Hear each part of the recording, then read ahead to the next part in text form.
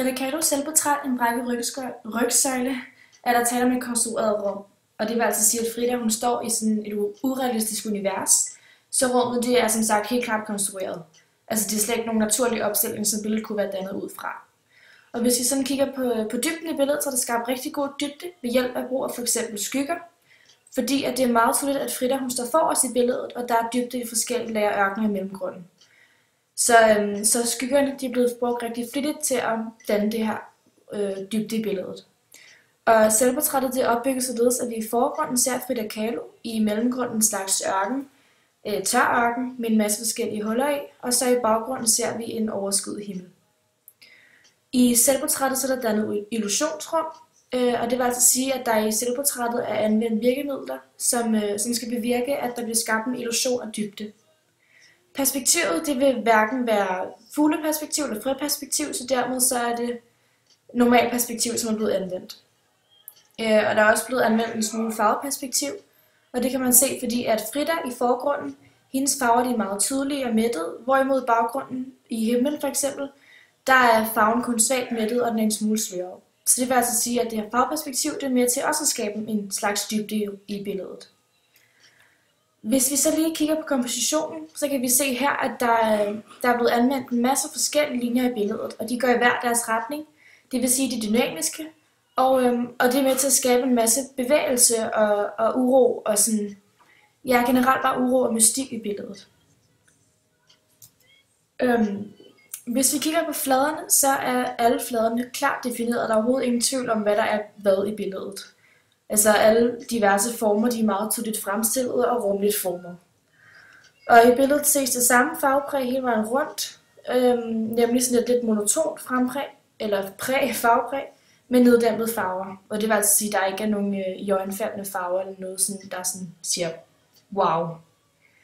Linjerne, de optræder i portrættet som sammenstød mellem flader, og det kan vi blandt andet se i billedet her i mellemgrunden.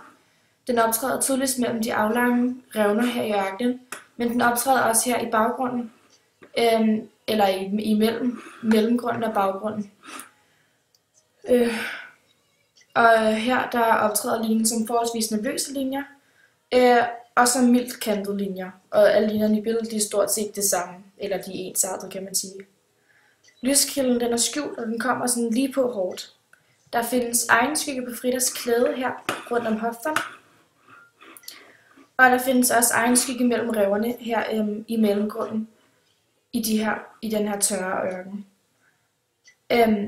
I steder som imellem revnerne og på Fridas beklædning, der er skyggerne relativt tydeligt markeret. Hvorimod på Fridas krop, der er det kun svagt markeret. Og rundt omkring i selvportrættet findes der ingen farveskygger. Egenskyggerne de har sådan naturlige og mørke farver, hvilket er med til at gøre billedet meget realistisk. Forholdet mellem lys og skygge, den er ikke specielt stor i portrættet. Altså der er ikke nogen steder, hvor der er meget belysning, eller hvor der sådan er meget skyggegrund, lidt lys. Så det vil sige, at forholdet det er sådan dermed meget naturligt og neutralt og sådan ikke voldsomt.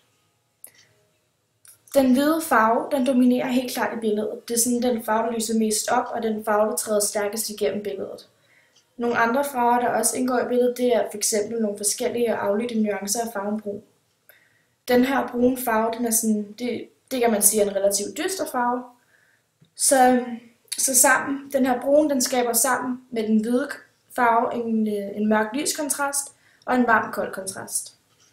Og stort set alle farverne i portrættet har den samme farve, styrke og valør, og farvestyrken virker dermed meget monoton. Farverne er de desuden også forholdsvis neddæmpet og varme. Mængdeforholdet mellem de her forskellige farver de er også forholdsvis lige, men dog kunne man argumentere for, at den brune farve blev anvendt en smule mere end den blå og den hvide. Her i selvportrættet der har Frida anvendt oliemaling, og det blev malet på et masonikt lærred. Hvis vi så går over i en præ-ikonografisk beskrivelse, så står der i forgrunden som sagt en jernkorsbærende Frida Kahlo, og hendes blik det virker meget smertefuldt, fordi der løber tårer ned af hendes kinder. Og så kan man jo også se, at hun har et åbent bryst, hvor i der er en rygsøjle. Og udover det, så er der også hamret en masse søm ind i kroppen på hende, og hun bærer et hvidt klæde på hendes underkrop. Hun indgår egentlig ikke nogen sådan nogen anden handling end bare at stå og kigge ud på os. Så fysisk så laver hun intet. Men på samme tid så laver hendes blik så meget, og det fortæller os så meget, at vi bliver fanget af blikket, og vi bliver dermed også fanget af billedet. Så der bliver sådan meget tydeligt og hurtigt opstået en mystisk og smertefuld stemning, fordi hun ikke laver noget, men samtidig så laver hendes øjne så meget.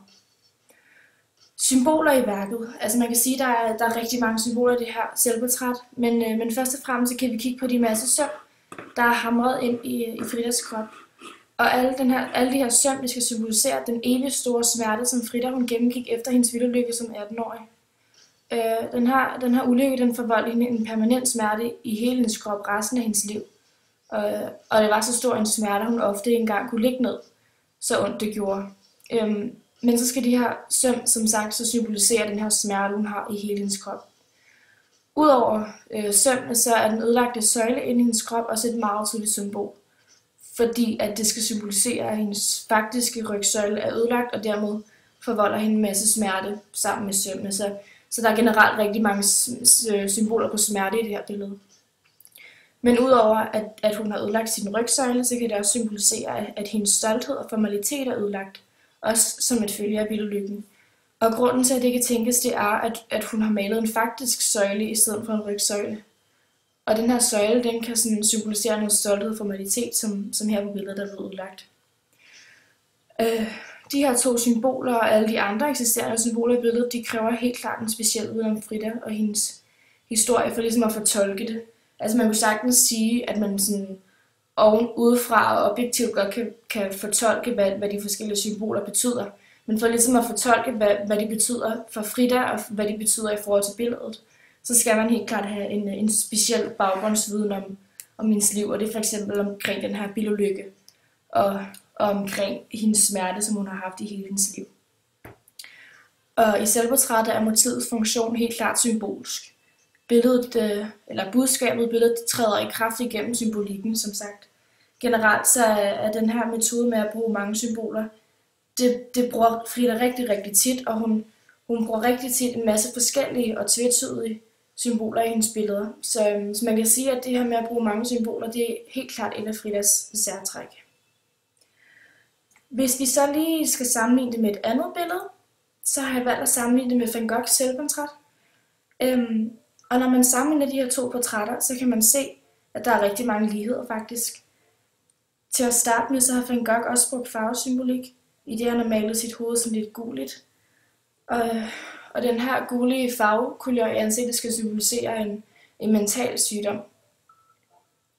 Og hvilket hans øreforbinding også er et produkt af, da han skar øret af, fordi han netop havde en mental sygdom. Så farvesymbolikken det er en af lighederne, men hvis vi også skal kigge på en anden lighed, så er det, at begge kunstnere har portrætteret sig selv med en både fysisk, men også psykisk smerte. Og den her fysiske og psykiske smerte, den kommer rigtig tydeligt til udtryk i begge deres portrætter.